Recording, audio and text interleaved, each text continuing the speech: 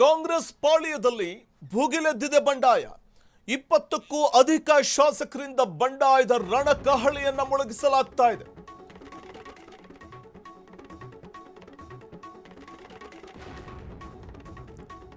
ಕಾಂಗ್ರೆಸ್ ಪಾಳ್ಯದಲ್ಲಿ ಬಂಡಾಯದ ಬೇಗುದಿ ಹೆಚ್ಚಾಗ್ತಾ ಇದೆ.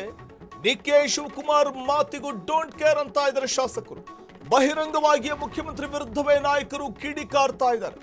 ಡಿಕೆ ವಿರುದ್ಧ ಬಹಿರಂಗವಾಗಿ ಹೇಳಿಕೆ ಕೊಡ್ತಾ ಇದ್ದಾರೆ ಮಾಜಿ ಸಚಿವ ಎಂಸಿ ಸುಧಾಕರ್. ಸಿದ್ದರಾಮಯ್ಯ ಆಪ್ತ ಅನ್ನೋ ಕಾರಣಕ್ಕೆ ನನ್ನನ್ನ ತುಳಿಯಲಾಗ್ತಾ ಇದೆ. ಮುಖ್ಯಮಂತ್ರಿ ಆದವರು ಹೀಗೆ ಸೇಡಿಗೆ ನಿಲ್ಲಬಾರದು. ಸೇಡು ತೀರಿಸಿಕೊಳ್ಳೋ ಪ್ರಯತ್ನ ಇದು. ಇದೇ ರೀತಿ ಮಾಡಿದ್ರೆ ಕಾಂಗ್ರೆಸ್ ಮುಂದೆ ಅಧಿಕಾರಕ್ಕೆ ಬರೋದಿಲ್ಲ. 2028ಕ್ಕೆ ಪಕ್ಷ ಅಧಿಕಾರಕ್ಕೆ ಬರಬೇಕಾದ್ರೆ ಎಲ್ಲರನ್ನೂ ವಿಶ್ವಾಸಕ್ಕೆ ತೆಗೆದುಕೊಳ್ಳಬೇಕು. ಇದು ಬಹಿರಂಗವಾಗಿ ಮಾಜಿ ಸಚಿವ ಸುಧಾಕರ್ ಕೊಟ್ಟಂತಹ ಸ್ಟೇಟ್ಮೆಂಟ್. ಮತ್ತಷ್ಟು ನಾಯಕರಿಂದಲೂ ಮುಖ್ಯಮಂತ್ರಿ ವಿರುದ್ಧವೇ ಆಕ್ರೋಶ ಭುಗಿಲೇಳ್ತಾ ಇದೆ. ಇದೆಲ್ಲವನ್ನು ನೋಡಿದಾಗ ಮುಖ್ಯಮಂತ್ರಿ ಏಕಾಂಗಿ ಆದ್ರೆ ಅನ್ನುವಂಥ ಒಂದು ಅನುಮಾನ ಕಾಡ್ತಿದೆ.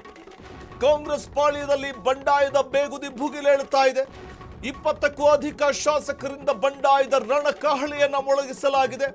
ಡಿಕೆ ಮಾತಿಗಂತೂ ಡೋಂಟ್ ಕೇರ್ ಅಂತ ಇದ್ದಾರೆ ಶಾಸಕರು. ಬಹಿರಂಗವಾಗಿ ಮುಖ್ಯಮಂತ್ರಿ